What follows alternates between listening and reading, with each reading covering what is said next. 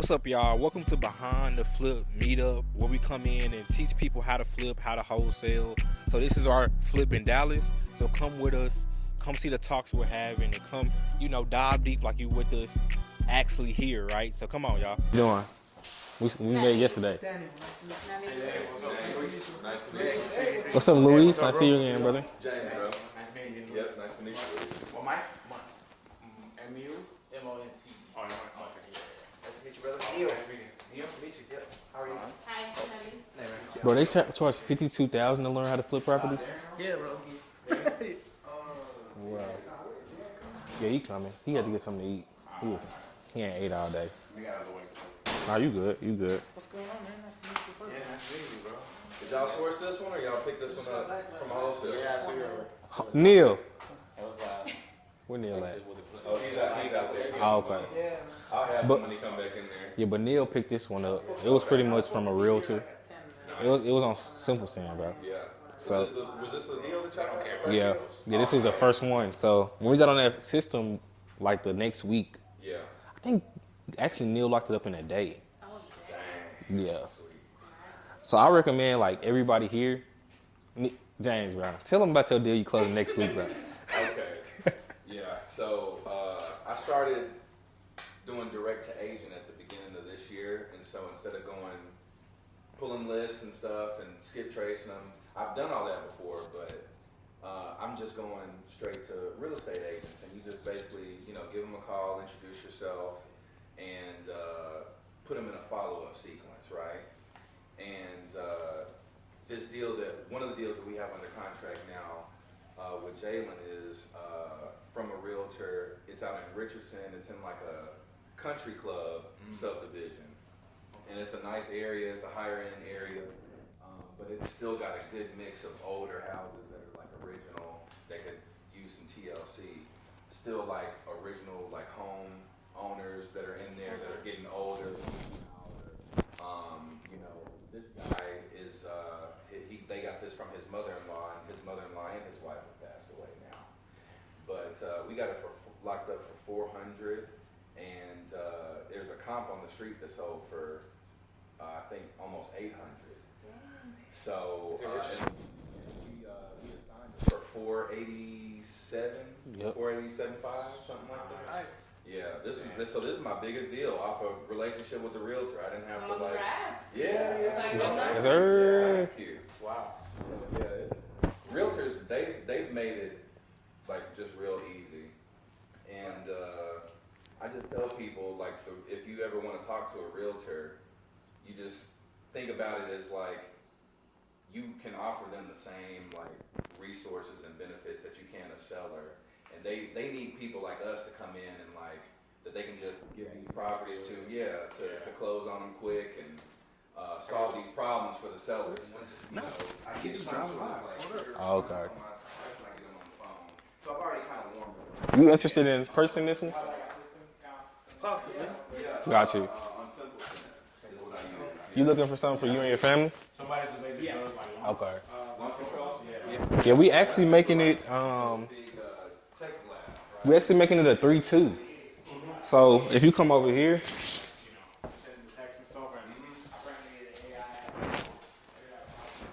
we're gonna put a bathroom right here with a big bathroom with a big walk-in closet. We're gonna make it a 3-2. Of course, we're about 2-3 weeks out, so it's kind of ugly right now. As an ensuite master. Yeah, it's gonna be a big master bathroom, so it's gonna make it a 3-2. So that way, a 3-2 is always better than a 3-1. Oh yeah. All the time. So we gonna put a patio right here. So it could be a big old patio to where you and your family could lounge, and the landscaping will be done. We got a landscaper coming out next week. Okay. So put flowers in the front, make all this look real good and nice. So Yeah, I mean, let me get your number. Is that okay? Yeah, that's Okay. fine. So did y'all go ahead and already replace the whole main? Oh yeah, so Sewer main? we even replaced it was cast iron, right? You know, Yeah. these year built, so we changed to PVC. I mean, did y'all just go from here back, or did y'all go the whole way? So I'll have to get with my project manager. I think we just replaced the PVC though. I don't think we replaced the whole. Doing. We made it yesterday. Nice to meet you. What's up, Luis? Nice to see you again, brother. James, bro. Nice meeting you. Yes, nice to meet you. Well, Mike, Monts. M-U-M-O-N-T. Oh, Nice to meet you, brother. Neil. Nice meeting you. Nice to meet you. Yep. How are you? Hi, Natalie. Bro, they charge $52,000 to learn how to flip properties. Yeah, bro. Wow. Yeah, he coming. He had to get something to eat. He ain't ate all day. We got out of the way. Nah, you good. You good. What's going on, man? Nice to meet you. Yeah, nice meeting you, bro. Did y'all source this one or y'all pick this one up from a wholesale? Yeah, I see you. Neil. It was, Where Neil at? Oh, he's out there. Oh, okay. I'll have But- him when he come back in there. Yeah, but Neil picked this one up. It was pretty much from a realtor. It was on Simple Sand, bro. Yeah. So- Was this the deal that y'all had? Yeah. Yeah, this was the first one. So when we got on that system, like the next week, Yeah.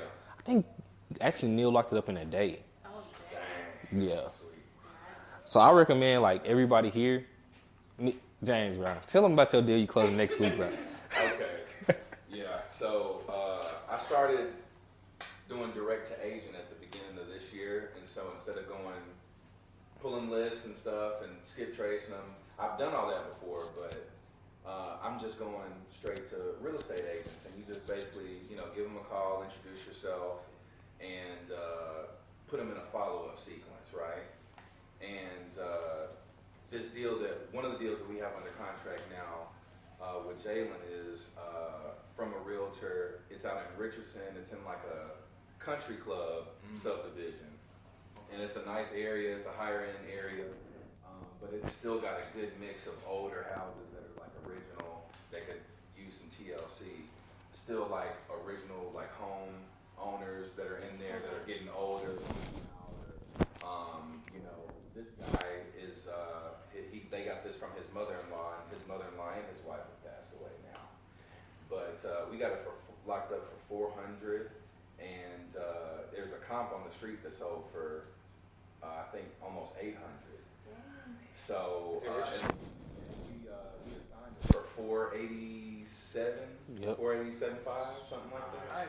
Yeah, this is my biggest deal off a relationship with the realtor. I didn't have to like. Congrats. Yeah. Yes, sir. Thank you. Wow.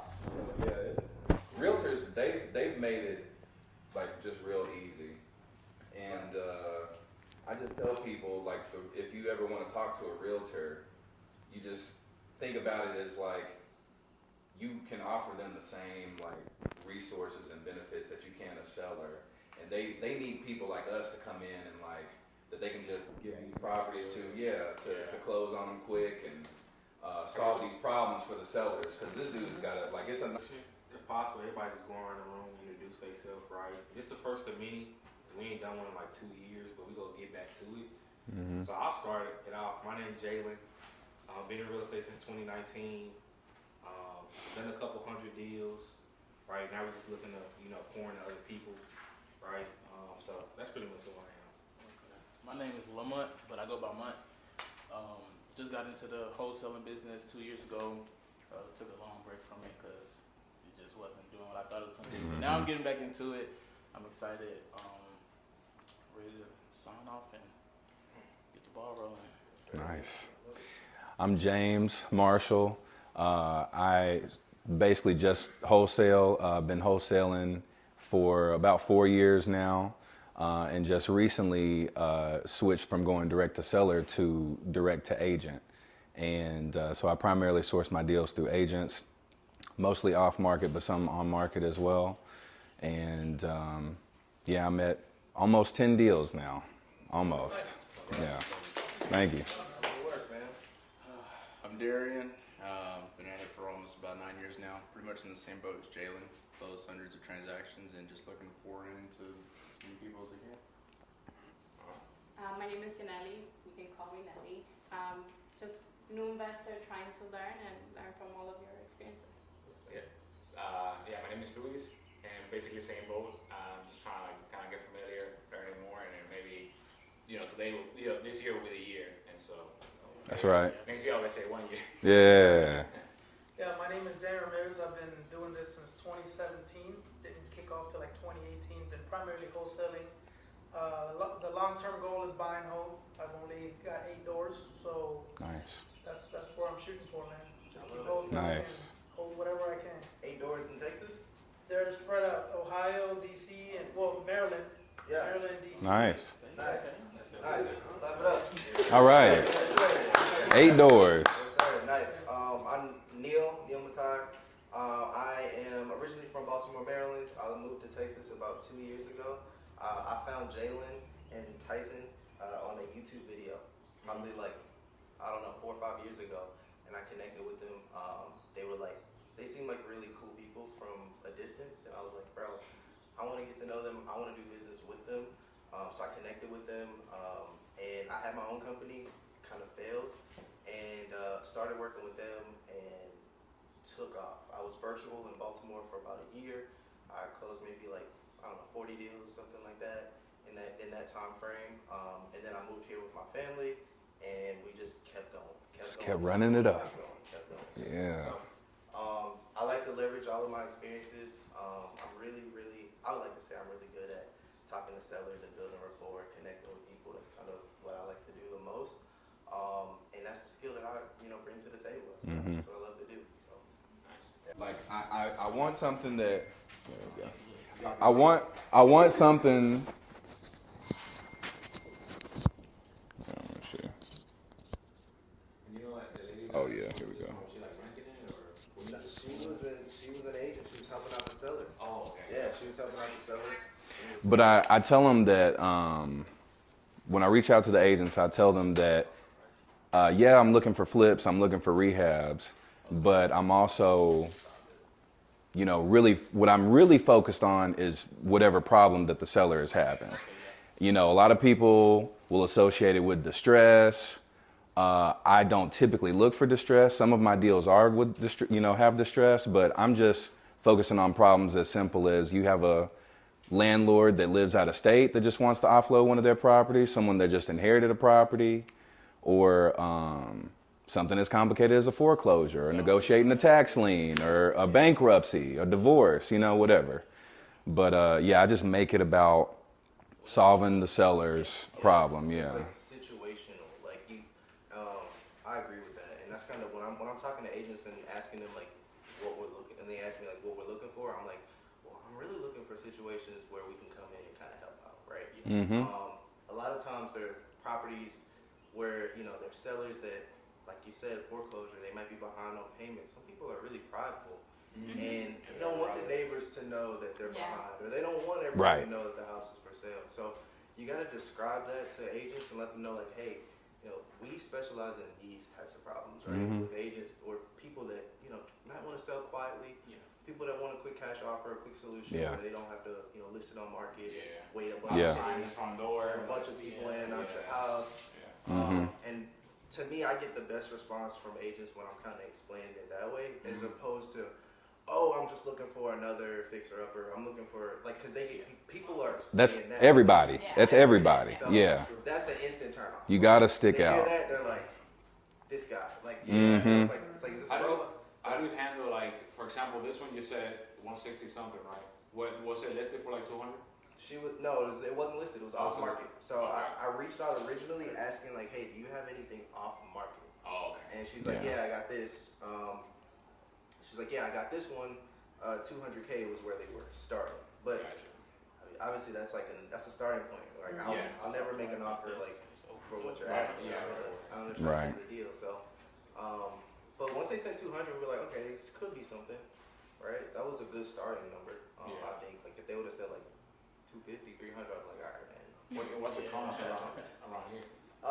We were seeing I'm pretty sure ARV on this house is somewhere around in the high three, mid threes, something like that. Right. Oh yeah. Yeah. I guess when I first ran it, I think I got 320 or something like that. Oh, you rented it before? No, when I first ran the numbers on it, I got 320. So it was already a good starting point. Yeah, it was at one where I came in at 160, that would have been we would have got it like.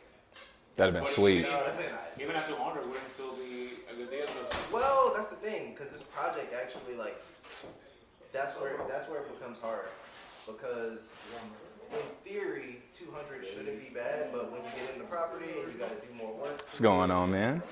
Good seeing you again, brother. Yeah, appreciate you, So man. we had to like there was more work that needed to be done on this place that we didn't know about. Like they had to redo plumbing, we didn't know that. Right, so that would have cut So a lot. that kind of cut into some of the project. And what did you say was your final offer? We agreed at 185. Yeah. Yeah. So this was under contract. Bought it, closed on it at 185, and I just talked to him. He said he's gonna list it at like 350 or 60. So Hell yeah. start price. And that guy, he was driving by just now. He was like, "Is this for sale?" I was like, "Yeah." I was like, "It'll be ready in 2 weeks. Come check it out." Uh-huh. That's what they're doing now. So they buy from you, then they list it. Is that what? Right. or you're Well, not- I mean, if he Do whatever you cash, want. yeah. Oh, yeah.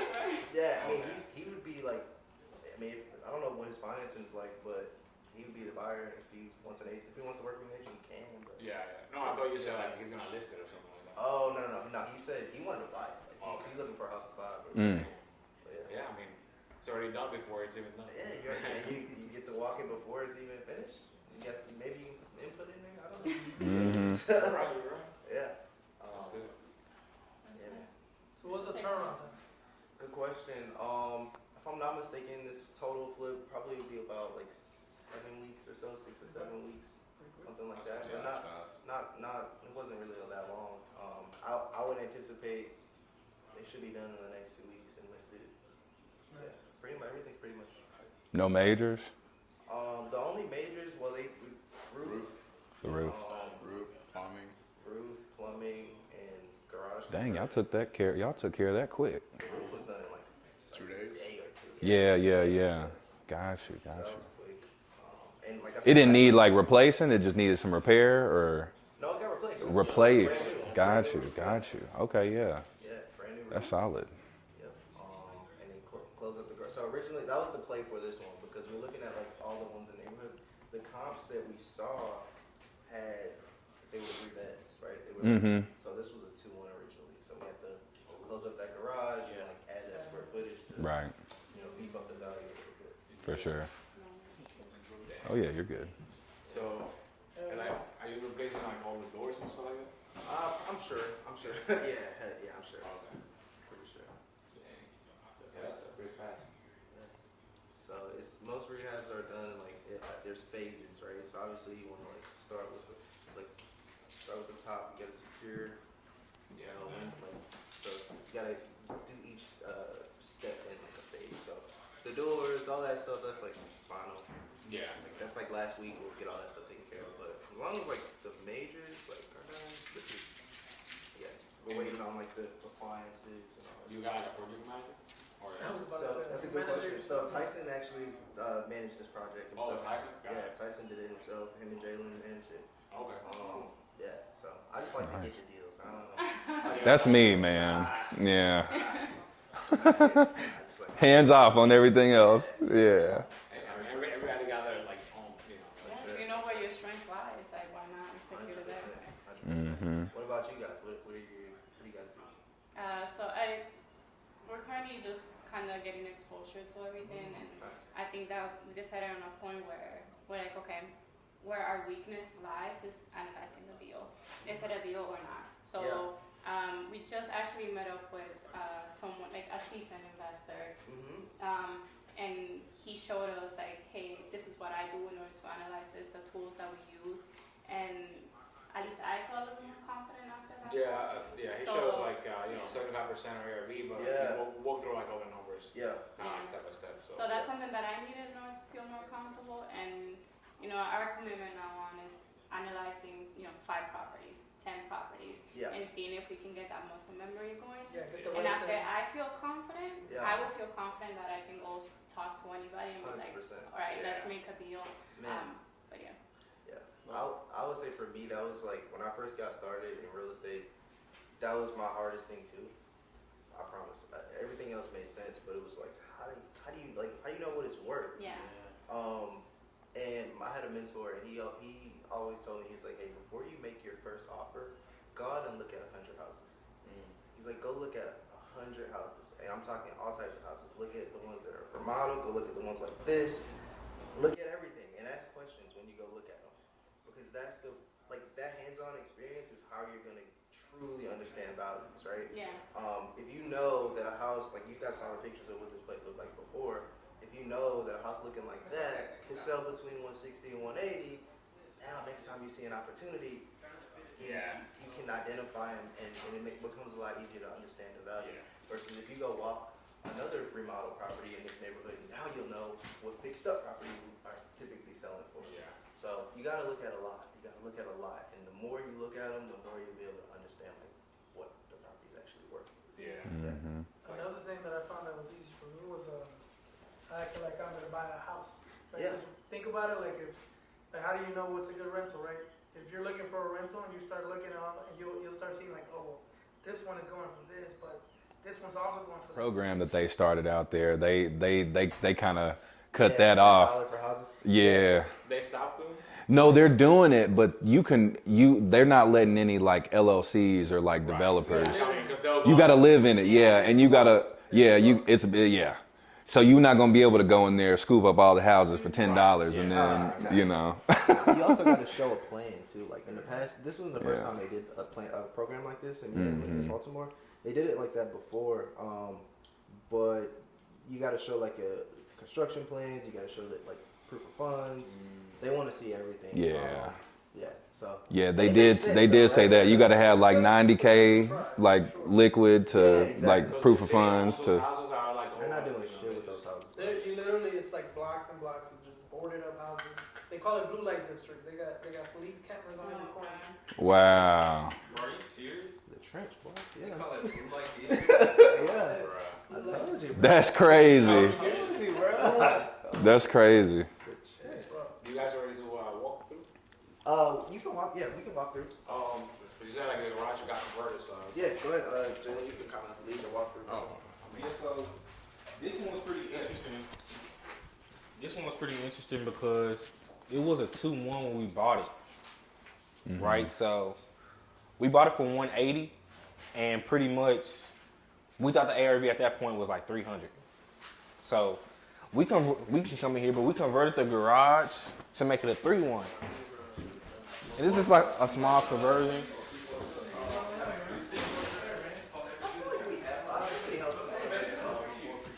But again, it was a 2-1. But a good thing, like the name of the game with flipping is like value add. So when y'all even like got wholesale deals, if y'all see like garage conversions, y'all could like push up the ARV for a buyer.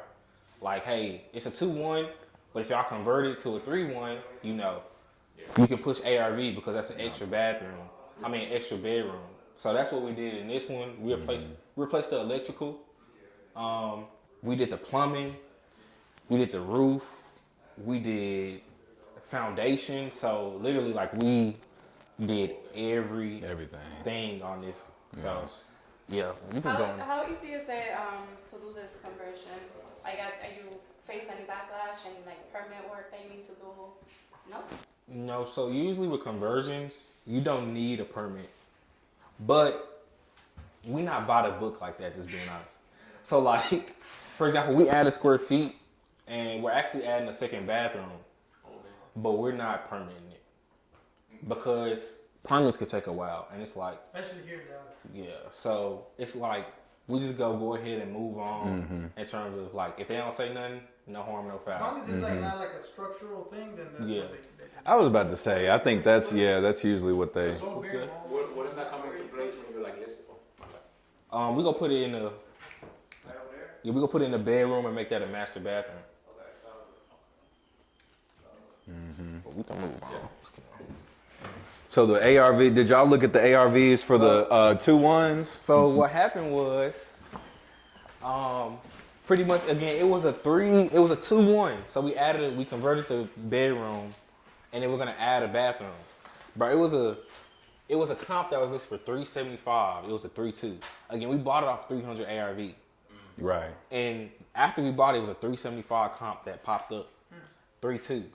So we like, What? Like, we had in the second bathroom all day. Like, we don't care. Because we bought it off of 300 ARV. Right. And we called the listing agent, and they was like, because we like to call listing agents. When we see comps on the market, we just like to call them because we like to see. And it was like, yeah, that sold 15K over ask.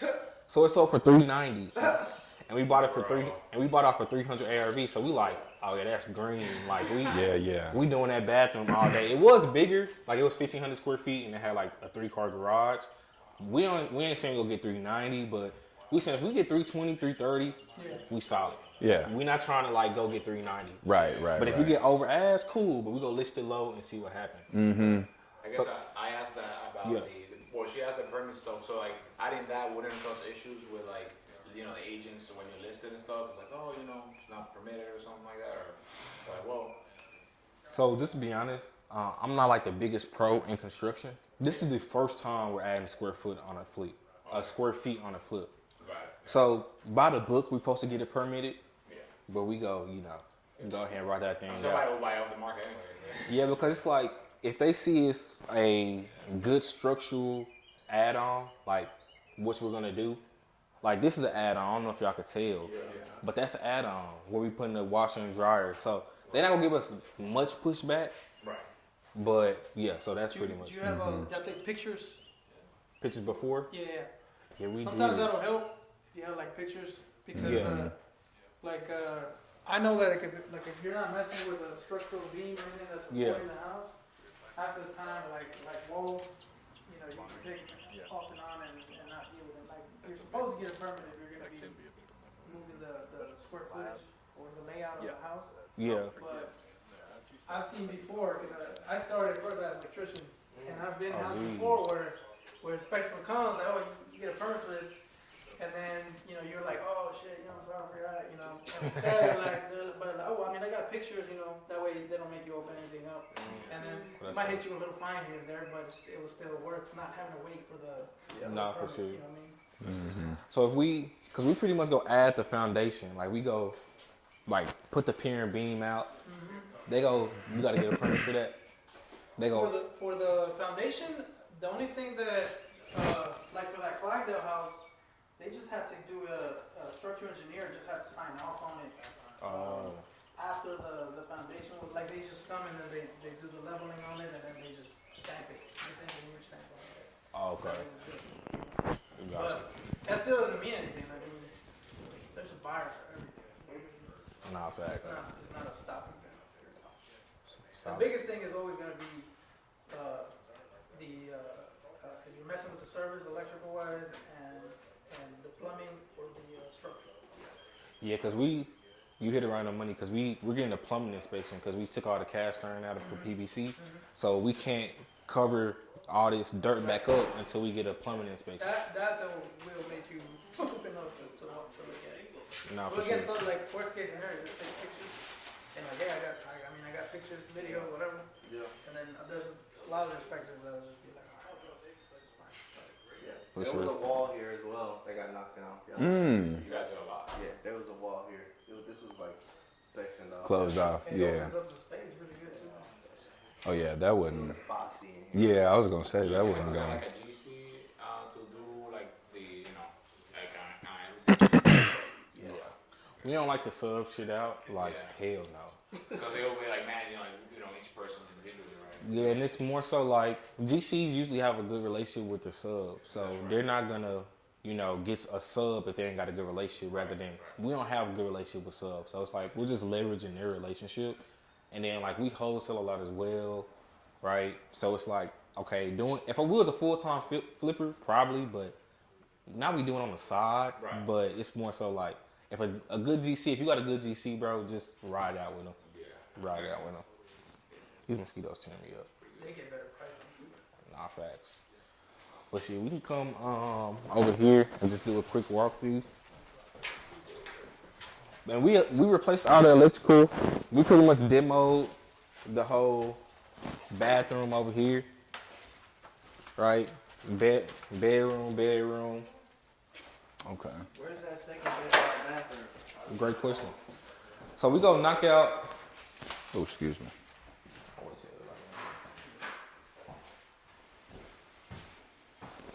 These mosquitoes, man.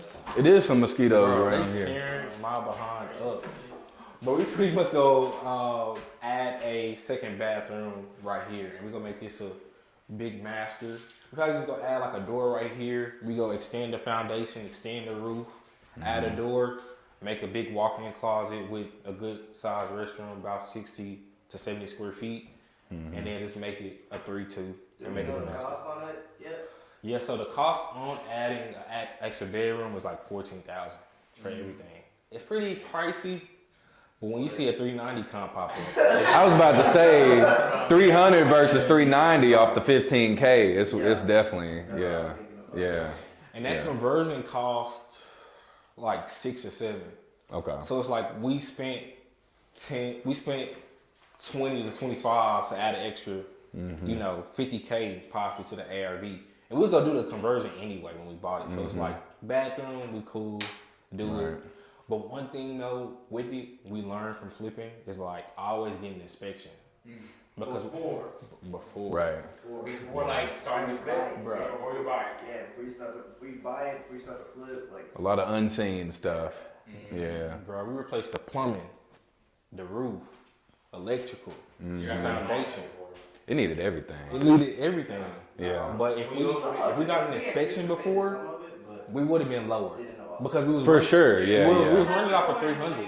Right. Thank the Lord Almighty that, we That got a 390, yeah. popped up. But again, Yeah. not expecting to get 390. If we can get 330, we're good. Because I was going to ask, would y'all have been able to even assign it at the 185? Neil, what you think? It would have been a tight deal at Right. 185, right? Yeah. And then end buyers gonna look at it and still want. They gon' right. It would have been a tight deal. We really kind of only had our only option was to flip it. Take it down. Because the numbers were that tight. But that's why we came in at 160 because we were like, shoot, we can still wholesale it at 180 or 185. But on top of 185, still wholesaling it, maybe not. I want to mention real quick. She asked a really good question. She was asking. She's like, I thought most investors don't do inspections. And an additional question there too. Yeah. How are you dealing with, like, now you're gonna ask this homeowner, like, I want to do an inspection, and you run the risk of somebody else coming and taking this deal. So how do you deal with that risk? That's a good question. So I would build the inspection into your process, right? So when I say that, I mean when you're walking a seller through the process of like what it's going to look like if we work together. Well, first, Mrs. Seller, I'm going to present you with this cash offer, right? If you like it, great. If not, no big deal. But from here, what we're going to do is I'm going to send my team out. We're going to walk the property. We're just going to confirm everything. Right? We want to verify. Mrs. Seller, it is our intention to fix this property up. We want to do a full remodel on it, so we'll need to do a full inspection on the property for our intensive purposes, right? Because a lot of times sellers don't want you to do an inspection because they think you're going to come back after you do an inspection and reduce price, which sometimes you might have to do, right? Sometimes you might have to do that. You can't really run, like you can't beat that sometimes. But we try not to if we don't have to, right? We try to underwrite the deal really good up front. If it's a deal where you think like the numbers are tight, like for this one, when she sent it to us, we're like, numbers are tight, let's go walk it. So we all walked the property together before we even made the decision to execute, right? So I think you got to do that. You got to walk the properties, and then once you build it into your process, then I don't think sellers would even have a problem. Hey, this is just a part of. This is just one last step. This is one hurdle that we got to get over until we can get to the closing table. And most of the time, when you kind of present it that way, I don't think you get any pushback. Yeah, that makes sense. Yeah, to Neil's point as well, it depends on your person that you're targeting. So it's 3 ways to acquire deals: direct to seller, to where you're going to a seller; direct to agent; and direct to wholesaler. Wholesaler's not gonna give you no option period unless they knew it, right? Don't get buyers option period. Agents, I think we had 3-day option on this deal. Yeah, so we had an option period. Yeah. So we could have gotten that inspection within that option period, no issue, no problem. And that's the beauty, and you know it, right? Working with agents is they almost expect you to have an option. Oh, for sure. Like they're used to that. Whereas, and even sellers, right? When you're working with sellers, you don't really have an issue with an inspection period. Like I I never had a sell. Like, it's rare. It's Yeah. rare. Yeah. With the seller, you could even post it as like a walkthrough. You don't even have to say, like, I just need to walk it with me and my team. Yep. Yeah. That could mean with your buyers, with your inspectors, with your GC, with everybody, you know. So. You have like an inspector, or you guys just know now? Yeah, we have one now. Okay. We have one now. Yeah. We were like, okay, after this one, if we want to keep doing this at a high scale, we gotta have a guy we can call. Right. And we need to go do this. I was listening yesterday or 2 days ago when Tyson was on the phone with the inspector, and from what it sounds like, it's a quick inspection. It's not like it's because home inspectors can give you like a really in-depth inspection report where like they're in here for like 3 hours. Yeah. But we're not looking for that, right? Right. That's gonna take a lot of our time, the money, and the seller's time. Right. So we're doing like quick, 45-minute to an hour inspections. Get as much information as we can about the major mechanicals that we really care about as flippers. So that way we can kind of make more informed decisions. Yeah, that makes sense. And granted, when we started flipping, we wasn't worried about like no. Yeah, like let's go. But now it's like getting burned and learn. You live and you learn. It's like, because the big ticket items, the HVAC, electrical, foundation, roof, that's what's gonna really bite you in the ass. The cosmetics gonna be cosmetics, like no matter what. But like those things could add up because with the plumbing, foundation, roof, electrical, we spent like 25 to 35 just on that. So that's a lot of margin. Right. We're inspectors, so it's not really protocol for flippers. Let me get an inspection, but us know what we know, and we get so many deals. It's like, okay, we go buy it, we go cherry pick the ones we want. Well, the ones we cherry pick, we better get an inspection. Yeah. Okay. And you write it all off anyway. Yeah. Like you write off the inspection. That's a mark. That's an expense. Right. Business. Right. So. Do you guys like are on there? Because you mentioned before, well, you have a business so like, are you on the one business, or you guys got different like sort of like LLCs or whatever set up? Yeah, good question. So I work with Grapevine. So I'm on the team with Grapevine. I do have another LLC, like just for my own personal, and I do deals myself out of that. So yeah, Gotcha. For sure. and I think most of it. Darian, he has his own LLC. Most of us pretty much have our own LLC. In addition to working with Grapevine. So, Yeah. Okay. You gotta have more than one. You gotta. Yeah. Yeah. Moving shape. Yeah. Definitely. I do have a question for you. Yes, ma'am. You said you've been doing this since young, right? Yeah. How confident would you say that you feel now when doing a flip, walking through a house? Your confidence level. You guys the right person. Yeah. So, Man can do anything. so confidence level, I'm not too confident in like knowing, like honestly, like, okay, you're supposed to give a contractor a scope of work before you start. Like, really, like when we walk through it more, I'm not gonna, like, I'm just saying what I know. So I'm not too confident in contracting. But what I am confident on is like my ability to know what it's work and giving a roundabout. Because with this one, we budgeted 50 to 60, we're spending 95. So it's like, I wasn't too good on that one. Yeah. But again, we got bailed out because when I would say bailed out and not, because if we just made the 3-1, we still would have made like 8K. Like, but it's like, we gotta do extra because, we try to make 25 on each flip. So to answer your question, my confidence level, not that confident in terms of like a contracting perspective. That's why we just like, hey, let me get an inspector, somebody who specializes in this, so I don't have to stretch. Like my thing is I know how to get deals and I know how to, raise money. That's what I'm good at. So let me just keep my superpower, get an inspector to go ahead and walk through.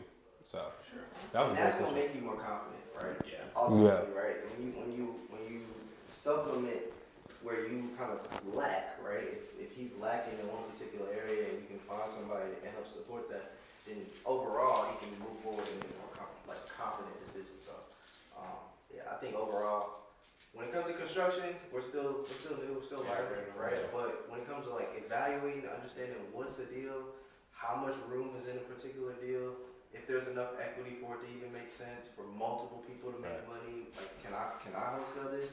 Can you make money on it too? Right. Right. Can the end buyer still make money? That's our bread and butter. We're doing that all day long. Like that's easy. But I think it's like construction. This is the part. This is the learning part. And this is why I think you have to be hands on. If you want to be really good at this part of the business, you got to be hands on. You got to be here. You got to see. You got to ask questions. You got to get into it. That's right. Yeah. And like you were saying, 25 like per flip. Is that as a group or like each person in a group? Just for the project. For the project itself. Yeah. So each project we try to, make 25 on it. Okay. So, Cool. yeah. That's good. Good question, y'all. Good Yeah, question. for No, sure. I mean, you guys are like, that's crazy. And how old are you? You know what I mean? No, you're good. I turned 26 in June. Yeah. I mean, I'm 28. Yes, sir. Almost 29, but it's just like I told Tyson and Jaden, like the fact that you guys are that young is just like it's wild. So Nah, for I guess sure. from here on out, it's just like to the moon. Like, For I'm sure. not gonna stop some YouTube channels. Yeah. Yeah. 100%. You can learn a lot, and we're here as a resource, like always, right? Yeah. If y'all have questions, if y'all feel stuck on a deal, if you need, like, this is my favorite thing to do because I think it makes more sense, right, to call up somebody who knows. That's why I'm here. It makes more sense to call up somebody that knows than to go out here and try to just do it, right? Like, a lot of times, even me right now, right? Before I make an offer, sometimes I'm gonna look at it. I'm asking, like, hey, where do you think our buyers are gonna be on this one before I even make this offer? And I think that's something. If y'all don't take anything away from this today, I'm gonna take give us a call before you make an offer and say, hey man, I got this one I'm looking at. I just want to double check my numbers. What do you think? Because sometimes all you need is that second pair of eyes on your deal. Yeah. And say, hey man, I can give you that extra push. Like, hey, this is something you need to go talk to them right now. Go do this. Or nah, I probably will offer a little bit less. I think we got buyers at this price. And then that way you can go in with more confidence. Yeah. Right? It's hard to go into a deal. When I first got started. That's a game changer. When I first got started, bro, I was going in having no clue how I was gonna sell this deal. I had no idea. I'm just gonna go in and make this offer and pray it go through. Pray somebody want it. I don't know. Right. And that's a hard way to do it. I started YouTube, so like, if I ain't know nothing, I'm like, shit, I gotta find somebody who knows. Right. So, I only get you so far. How long you started? I started 2 years ago. Well, you said you took a break, but Yeah, I took a break, so now I'm like, getting back in. Now I find people who are in my city, because I'm like, man, you get lost. It's like with this method, and you know what I'm saying? You see somebody that get into this, I'm gonna try that, it don't work for you, now I gotta go backtrack and Yeah. a whole lot of. Oh, yeah. So, Yeah. I mean that's what I've been finding out. It's like 100 methods out there. You're like, You definitely have to focus on one. yeah. that's, Like, you just need to focus on one. Just one. Pick something that if it feels right, lock in on that, and become an expert at that before you ever try to jump into something else. Right? Like an expert, if you become a master at direct mail, a master at cold calling, you're gonna be 10 times ahead of the people that's doing 5 things at once. Right? So many people are doing 5, 10 channels open at one time. They haven't mastered one. So they're just kicking out money on all these different channels. Everything they just kicking money out, and they don't know, they haven't mastered one. They don't understand the true cycle. So I think you got to pick one. You got to hyper focus, do the research, find the encyclopedia, Google, whatever you got to do. Learn, really learn, and understand it. Right? If it's gonna be direct mail, then okay, you got to understand data. You got to understand data points and county records and like probate cycles and. You gotta go. Maybe you need to talk to an attorney to get more information about this. Maybe you might have to pay for somebody's time so that you can become the expert that you need to be at this particular channel. That's the stuff that people are not talking about. It's like they don't want, like they're not talking about you become like actually investing into the not like truly understanding. Right? It's always come buy this. I got buy this. It's always like spin, but right? You can learn. You can learn. And that's something that I think I need to do better at. Like I focus on too many things at once, and I never get good at something. So I definitely resonate with that. Yeah, man. Yeah. 100%. For me, I just wanted to learn how to close deals. I wanted to be able to close any seller that I talked to. That was my thing. I was like, okay, I need to learn how to close any seller. and I focus on that. And then eventually you learn and you become able to close any seller. And then it's time for you to learn something else. Right. And then that's how you continue to elevate and get to that next level. Yeah. How confident are you in your ability now? To close a seller? Yeah. 10 million. Oh. Put any Hell seller yeah. in front of me right now who's ready to sell their property today, and we're gonna leave with a deal. When you say, Hell yeah. when somebody's like ready to sell, they're like, they got a number in mind and they're like, you know, they know what they want. Versus like, really just ready to make a decision. That's how I look at like a lot of deals. Like I go after urgency. It's okay. Like if you tell me I want to sell, but I'm not gonna make a decision till December. Well, cool. I'll follow up with you, but I only really want to talk and invest time in the people that's ready to make a decision today. If you're not ready to make a decision today, then it's really no point in us having a conversation yet. yeah, it was like, oh, I'm just thinking about it, like, yeah. And that's something I had to grow and learn into. Because when I first got started, I spent a lot of time with people that was not making a decision no time soon. But they spinning your wheels. They spinning your wheels. Because they want to find the one, like, know the numbers, like, oh, well, what is this worth or whatever. So you're like, I guess you learn to know who's like decided and who's not. Yeah. Right. Yeah. So I think for me, it's like once I figured out, okay, how to not waste my time on opportunities and people, it's like, all right, now I need to focus on the sellers that are ready to make a decision. If you can tell me that, like, and this is how I normally phrase it when I'm talking to people.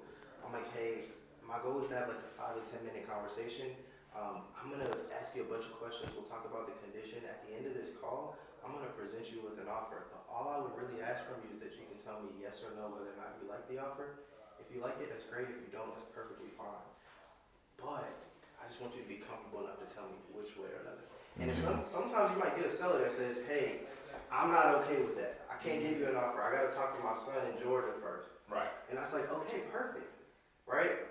When do you need to talk to him? How can we get him in the call? Let's bring him in. Let's bring him on. So you try to include all the decision makers. And sometimes you might get somebody that say, yeah, but the purpose in asking questions that way is to try to find out when they're looking to make their ultimate decision. And if it's now, if today is the day, then you got the right person. Right. That boy smooth, huh? Yeah. That's good, right? But not like, to Neil's point, I remember spending time with sellers, like, let's say it's worth $250 and they want 90, but they're not ready to make a decision. So like price, it matters, but it don't. Yeah. Because you can be at a good price where you can make $80K, but it take a year. Put them in a follow up like every 3 months. But again, I remember vividly, like people being at a price and it's like, but they not ready to make a decision. Right. So you just spinning your wheels. They got emotional attachments to the home. Yeah. It's like you try to talk them out of it, but you know, You can't make Right. nobody sell. Right. Like, they gonna be ready when they're ready. Right. And you just need to be around when that time Right. That's all. You just need to be around. Yeah. no, for sure.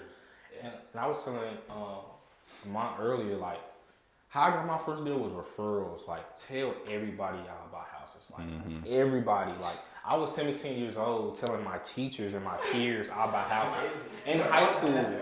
Like, it was like... They were laughing. Bro. Yeah. I remember getting in arguments. With You buy houses. You buy houses. Boy, go sit down. Right. But I remember getting in arguments with my teachers about wholesaling. Like, no, you can't do that. I'm like, yes, you can. Like, Right. But it's like, pretty much like, tell everybody, but understand, like, some people not gonna have y'all vision, but don't let that sway y'all.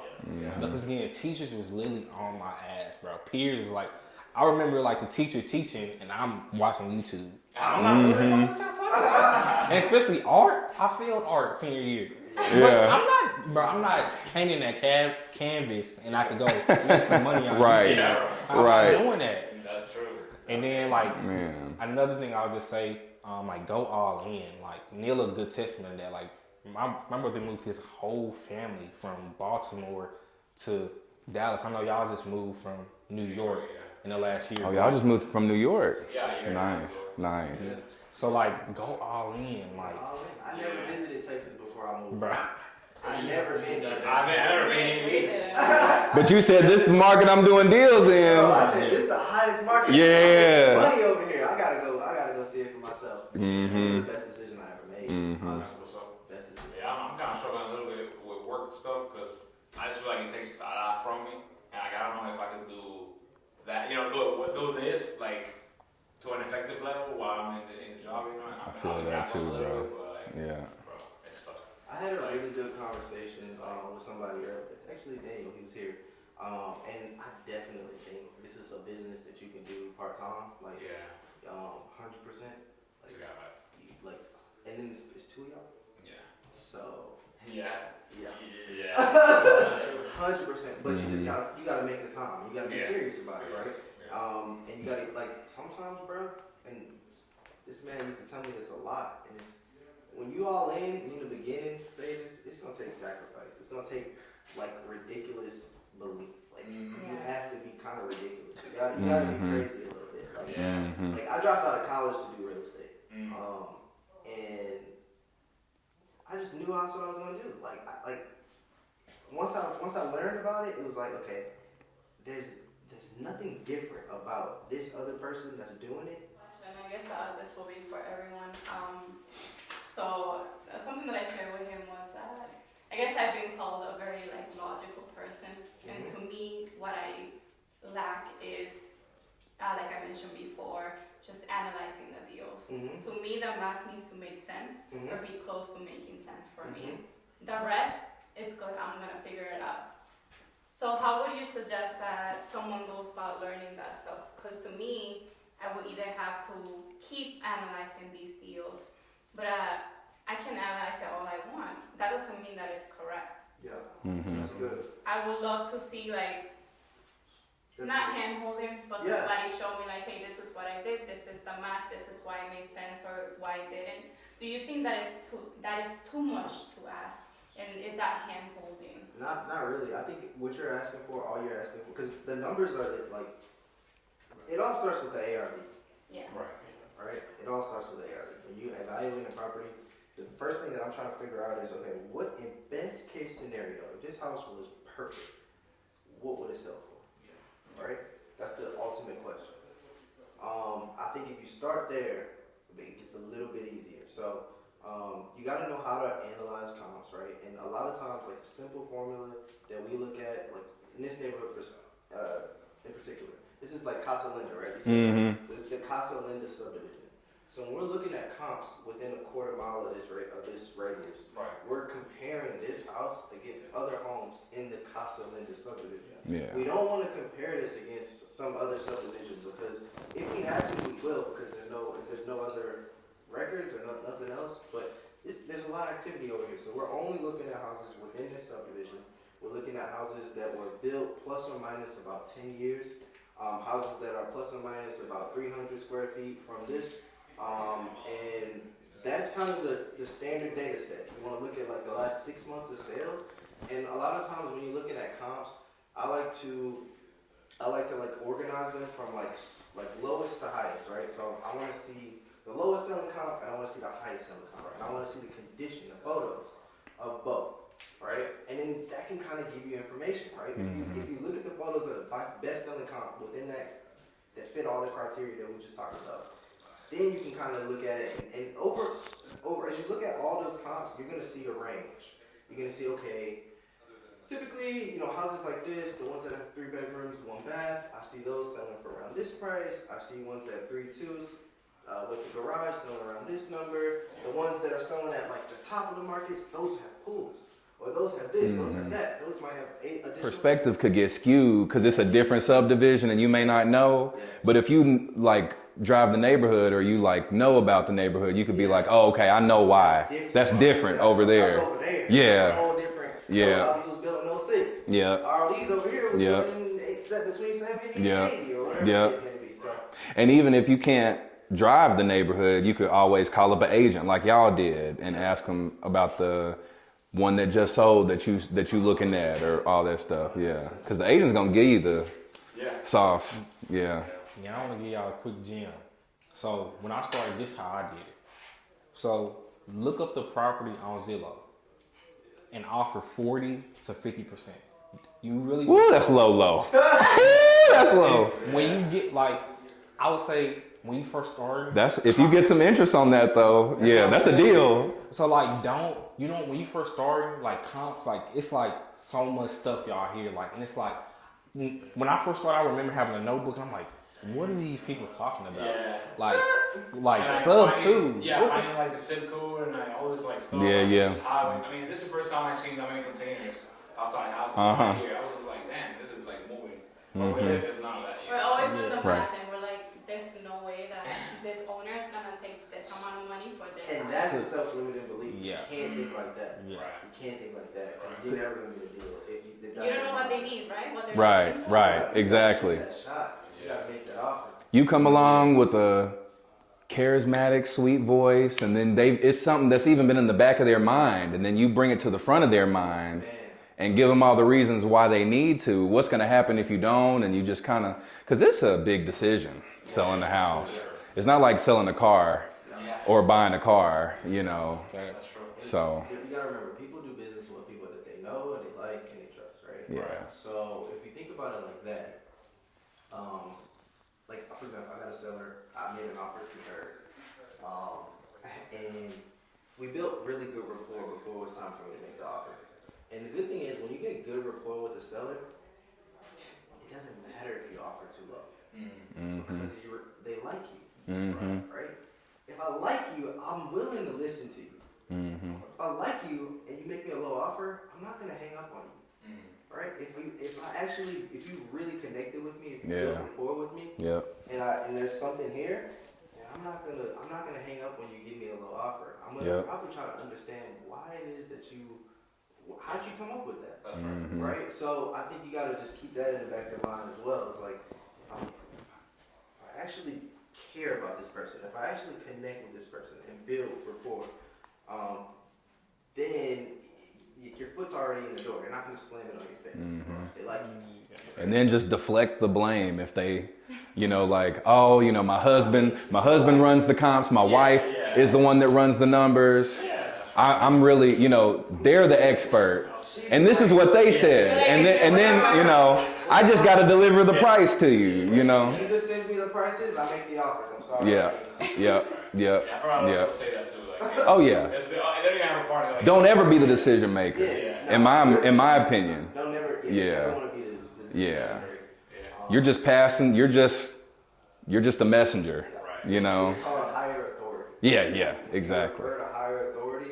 Exactly. A lot of times people look at you and they're like, because We're the same you're on the sort of same side. Mhm, We're same mhm. side. It's just me and you versus Yeah, the big guy. exactly. It's not me versus you. Right. It's me and you versus the underwriter. I mean, at the end of the day, you kind of helping. You also helping the seller as well, but they don't know that until like everything goes through. But in their mind, you know, like if they say 300 and you're offering 200, like they think the 300 is better, but like they don't know all the work that it takes to get there. And so I think that I guess for some people, you know, kind of lying about the partner or whatever may seem like, oh, you know, usual sales tactics, but I think you know, it's kind of like, Your partner's your cash buyer.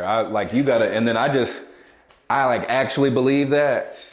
I really do. Right. Like my partner that I'm talking about is my cash buyer. And then like this whole year it's been Jalen. You know, Jalen been getting a bunch of blame for these offers that I'm making. You know what I'm saying? You know. That's where you need to be. Right. To that point, like again, with comps, make it easy. 40 to 50% is Zillow, and then you got to realize that's your anchor. Yeah. So That's like the anchor, yeah. that's not probably where y'all gonna leave off. right. You really could be smooth at like 60. Yeah, 60 would be a Solid. yeah. So you're resetting their expectations with a low offer. So they think they about to get this hot stuff, reset their expectation, and then usually like I want y'all to like know this, like y'all knew. When y'all just get leads, when y'all put in the work, these sellers are already gonna be at the right price when y'all get the right person on the phone. Like when y'all get a good seller, a good opportunity, and y'all ran through 500 people before y'all got that one. Oh yeah, it's worth 300. Oh yeah, I want 90. I just want 90 for it. Just solve my problem. So what y'all gotta think about is like, don't think when you only talking to 5 people in a month, then you overthinking what you gonna offer. But if you talk to 500 people, then okay, I'm an anchor, and then we go leave off at a price. But once you get that one person that at the deal, because like James, like he got a deal every 800, we got it for 400. We offered 320. 320. Right. We offered, and they kept talking. And yeah. They were like, he really wanted $375, and I said, dang. I said, dang. You know, but yeah. And then agents is great because you could just be straight up with them. It's like you almost ain't even got to have a filter with them. Like you could be real direct. That's why I like going with them. And then it's the same with them as the sellers. When you are making your offer, don't just make it about the price either. Make it about all the benefits. Even if it's the same as everybody else, even if it ain't a lease back or you solving the foreclosure or whatever, I can buy it as is, cash, quick, or I can be flexible on your timeline. Just make it about all the benefits, closing costs. They won't have to worry about anything. Mobile notary, which is super easy type, deal. It's like, what is a mobile notary, like if they're out of state or if they're not local to the property. Yeah.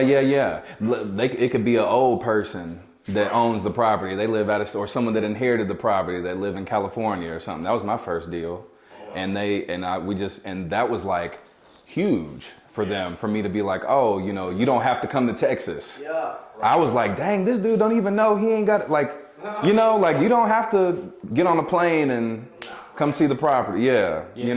That's a great point because as a wholesaler, like y'all gotta know that stuff. It's gonna take time, but the reason why these sellers don't know nothing. They don't. You know way more than the average. Yeah. The average seller has no knowledge. It's like living life, So that's a benefit, right? That's a benefit because with that, You're the professional. You're the professional. Yeah. You're guiding them, right? So when you make a mistake, sometimes they don't even really identify right away as a mistake. They don't even know you did anything wrong. They don't know what to expect at all. So sometimes we get in our own heads, right? And we think, oh, I messed up. I should have did this, but it's like they didn't even know, right? You were leading them, and as you do more, you learn, you get better, and that's how anything goes. But that's a good point. We provide a lot of value and like when you like really understand and like you talk to people that are like really thankful after they do a deal with you, you're like, wow, I'm like not a scumbag. Like I'm not, like I'm making to that stuff. I just don't like feeling like I took advantage of somebody else. Yeah. No. If you're always making it about them and what they need, you're never gonna be doing that. Cause at the end of the day, there's just a abundance of people that are going to be out here trading their equity for someone that's going to make it real easy for them. That's right. You made a good point. They pretty much trade equity for you to come in and educate them. They don't even know what a title company is. Yeah.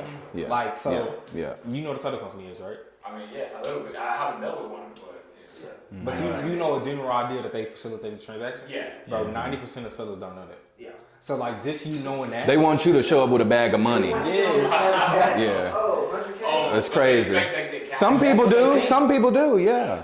Like when I sign, I'm gonna just get a big bag of cash. Or I'm gonna write you a check. Let's go get the cash and we sign a deed over. It's like, no, that's not how it works. That's so crazy, man. So just educating them and like kind of like what Neil said, like really like I preach heavy on mindset. Like that's really what I'm an advocate about. Like being so young, what I've done is like it's all been up here, and I haven't even scratched the surface, but like my mindset is just like I can run through it. Like if I want to run through this wall, I can do it. Like that's my mindset though. I see that. That's 17, I wasn't thinking like that at all, bro. And props to my parents, they really instilled that to me. But I'm just saying, like I say, it's 4 mindset principles. I just want to go over right quick.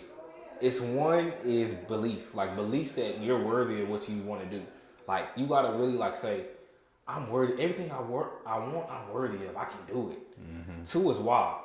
Why are y'all doing it? Like, this thing from like a half an hour. They just trying to keep you on their page. Yeah. They just trying to keep you on the That's how page. they get money. They don't actually get money in real estate. Yeah. You gotta do business with people that's really on the ground. I think so. Yeah. So what you mentioned, Jalen, I think that's the process that we're on right now. Like, stop consuming so much content and actually, change that mindset. Because, like, for example, to give you a quick example, like today, for me at least, it was a rough day at work. I had a lot of things to do for him as well, and it's like, driving an hour to get here.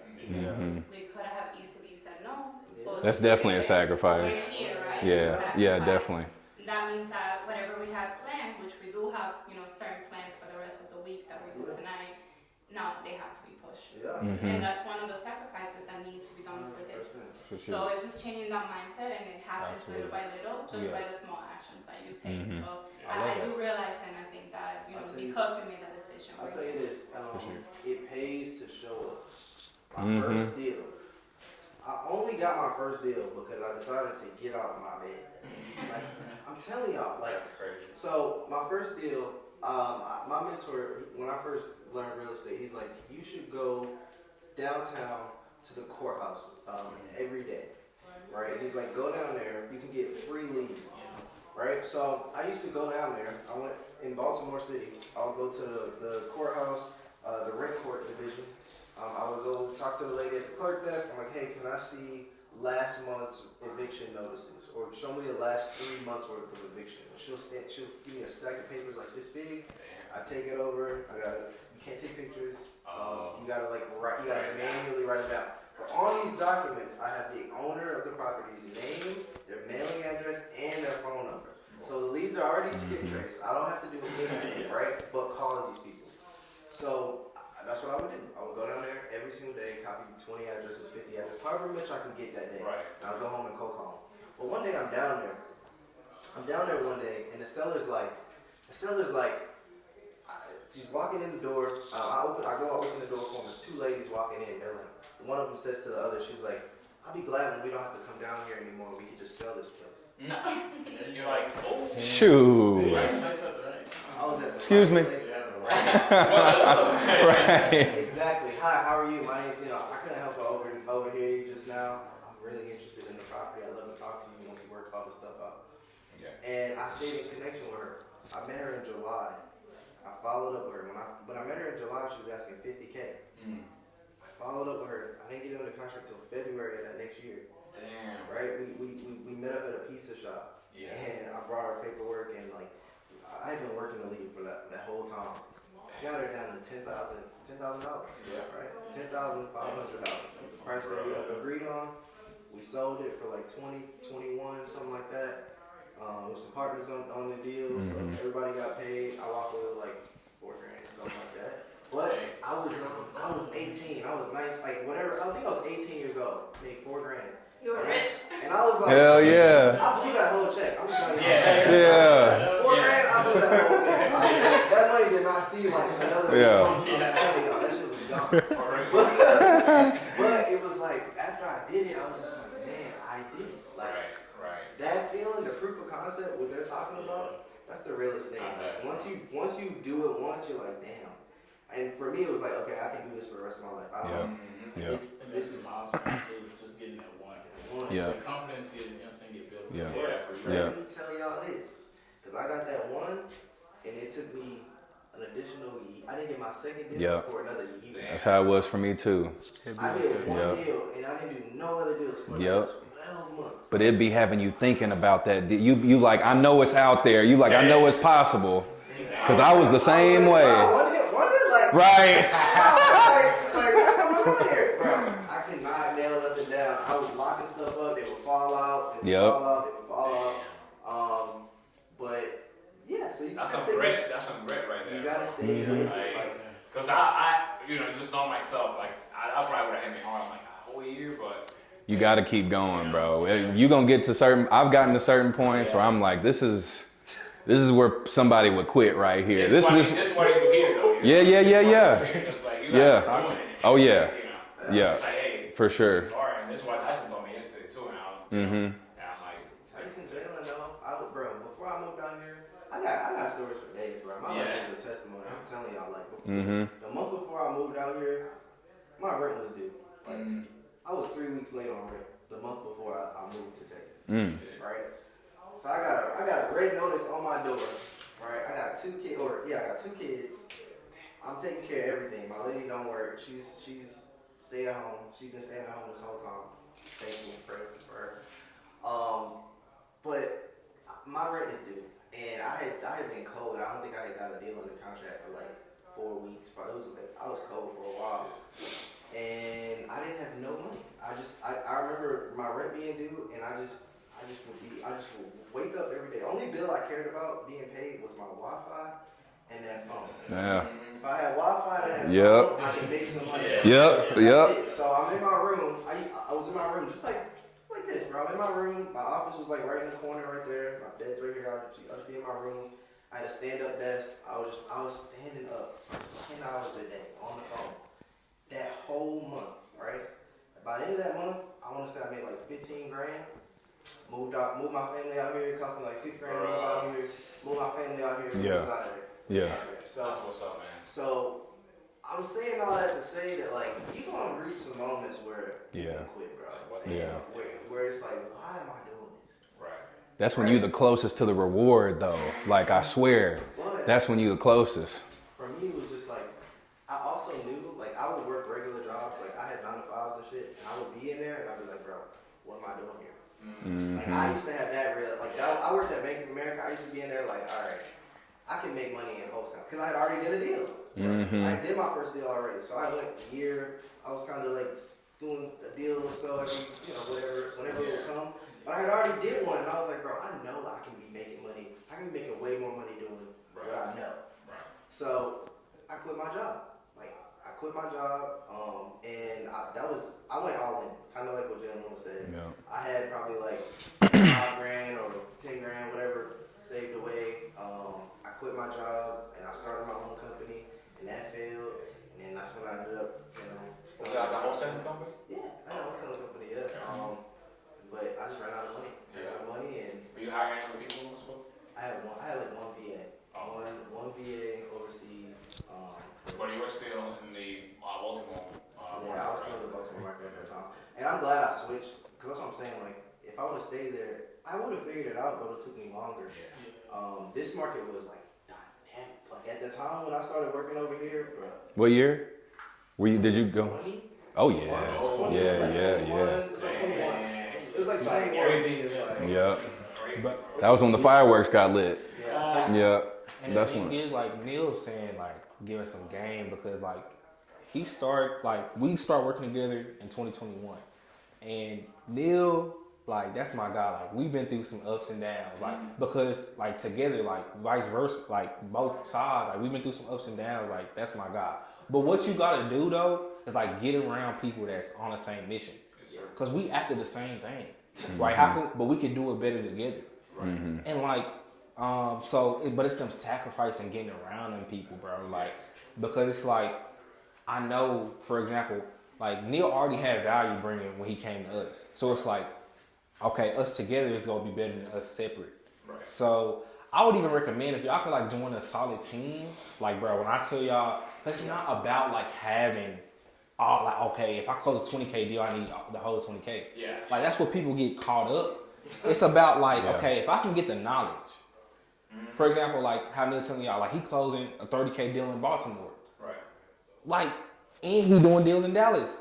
And I'm sure like the knowledge he learned in Dallas helped him do that.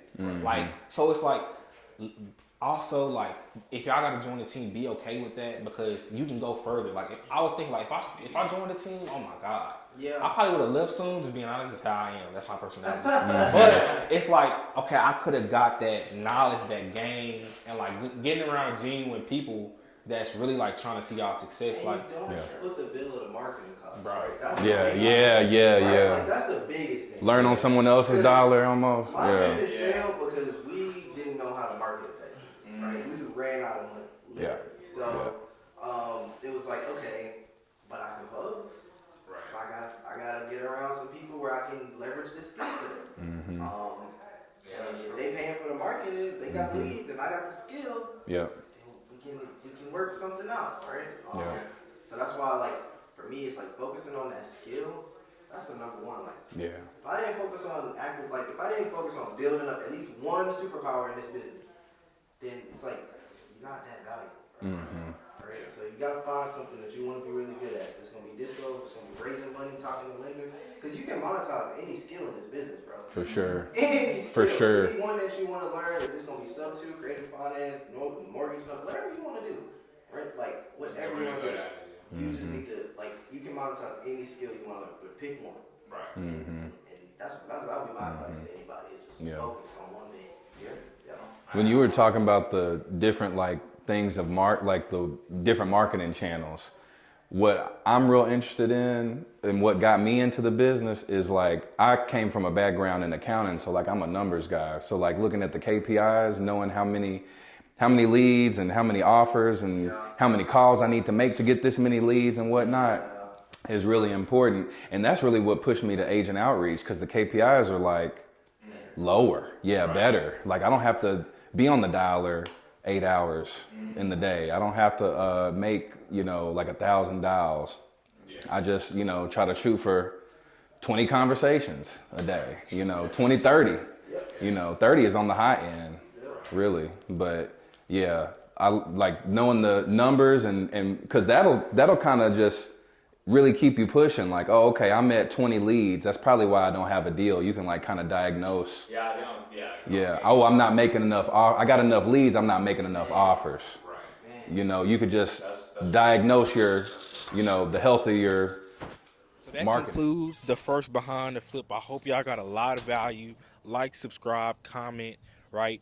If y'all have any questions, if anything, y'all puzzle with, comment below. Hit me up. Also dropping a free course. The link will be down below in my bio on YouTube, TikTok, wherever y'all seeing this at. Stay on this journey, man. We on a mission. We on a mission this next 5 to 7 years. Come watch us. I hope y'all can come on a journey as well. Come accomplish y'all goals, right? Ask me any questions. I'm here to add value. Let's go.